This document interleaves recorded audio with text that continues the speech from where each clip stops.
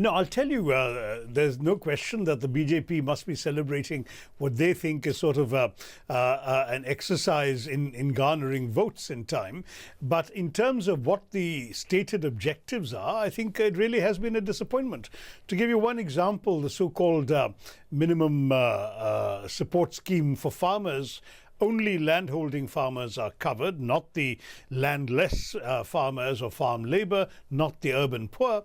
And even then, they're being offered 6,000 rupees a year, which boils down to 500 rupees a month. Hardly something that's going to make any difference to the lives of farmers who are in such bad shape. Many are even contemplating suicide. Two or three things. Number one, it is too little because the amounts involved are not going to change the lives of anybody. 500 rupees is not going to change anyone's life. And in fact, I think the cynicism of the exercise is made evident by the minister's statement that the 6,000 rupees a year will be paid in 3 equal installments, of which the first will go out immediately. So it's just a way of getting 2,000 rupees into the hands of potential voters in time for the election. I'm sorry to be so cynical, but this is a cynical exercise. Second, and equally important, Rajdeep, in terms of the money, they have not gone into what it would take to provide genuine, meaningful support to the poor, urban as well as rural, landholding as well as landless. They could have done that, and if necessary, rolled in some of the existing subsidies into a much larger benefit that would actually allow people to lead a decent life. Right now, this is neither here nor there. You're giving them a sum of money that will disappear. 16.5 rupees a day is what it's talking about. How many farmers are going to actually, people are in the horror of contemplating suicide. Are they going to change their minds because they get 16.5 rupees in their hands that day? Let's be sensible. This is purely a jumla.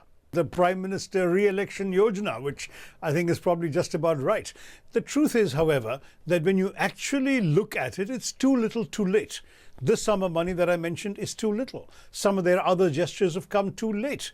You can't, for example, meaningfully talk in terms of the concessions that they claim to have offered to the middle-class taxpayer and forget that you've been dipping your hands into the pockets of the middle-class taxpayer, into the wallets of the middle-class taxpayer through all sorts of other means, including a punitive excise duty on petrol, so that he's spending 20 rupees of tax on every litre of petrol he buys, including the incredibly confused and botched implementation of GST, which has given us 5 rates of tax, including rather higher taxes than ever before on many items of daily necessity for the middle class.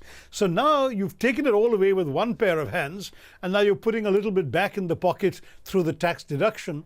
Good for you, but if you show it in context, people will realize that essentially they've been had.